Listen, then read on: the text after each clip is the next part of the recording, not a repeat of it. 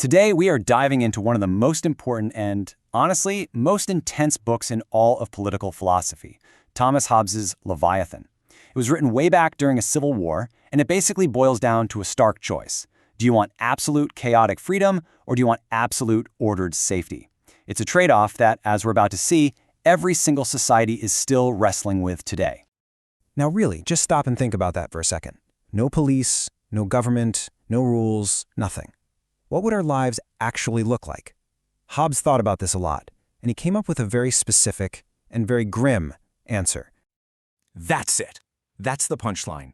That's what Hobbes believed life would be for all of us without a powerful authority to keep everyone in line.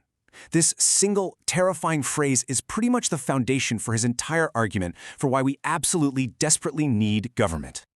All right, so let's dig into this idea. Hobbes gave this lawless world a name, the state of nature. And to really get why he was so kind of obsessed with this concept, you have to understand the world that he was living in. See, Hobbes wasn't just daydreaming in a comfortable office somewhere. He was living through a time of incredible violence and social collapse. He saw with his own two eyes what happens when authority just disappears, and frankly, it terrified him.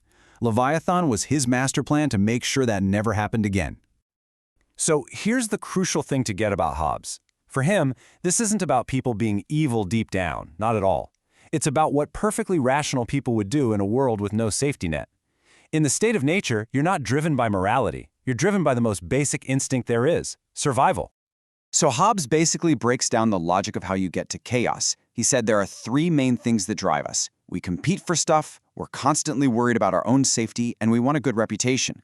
And when you mix those three things together with no rules, they just inevitably spiral into a constant state of war. A war of every man against every man. In a world like that, ideas like justice or morality, they're completely meaningless. There's only what you can grab and what you can hold on to. So if you're stuck in a life that's nasty, brutish, and short, how on earth do you get out? Well, Hobbes came up with this ingenious, if pretty radical, solution. It's a great escape plan he called the social contract.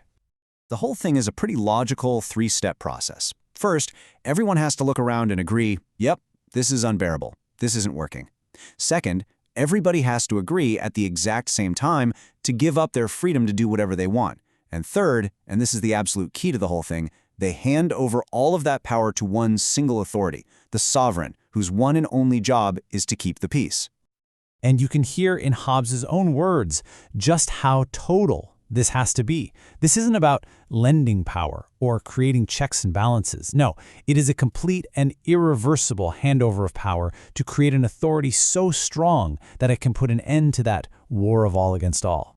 So this new, mega powerful authority that gets created by the social contract, that is what Hobbes famously calls the Leviathan. He's borrowing the name from a giant sea monster in the Bible, and that's the perfect metaphor for the immense, awe-inspiring power of the state.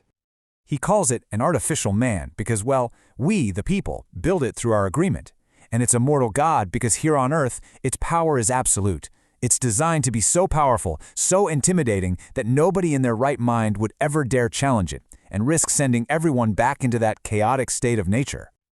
And the power has to be absolute. I mean, the whole shebang. The Leviathan decides what's legal, what's moral, even how religion should be practiced, all to stop the kinds of arguments that lead to civil war. For Hobbes, if you divide power, you weaken it, and a weak authority is just a short step away from no authority at all. Okay, so you're probably asking, but what about my freedom? And this is one of Hobbes' most challenging ideas. He basically redefines freedom completely. For him, liberty isn't some grand right to do whatever you want. It's just the silence of the law. You're free to choose your job or decide what's for dinner only because the sovereign hasn't made a law about it. The trade-off is crystal clear. You give up the terrifying freedom of the wild for the predictable safety of a cage. So why are we still talking about a book written in 1651? It's because that fundamental argument that Hobbes made, that constant tug-of-war between freedom and security, is something every single society is still dealing with. In fact, you could say Leviathan didn't end the conversation, it kicked the whole thing off.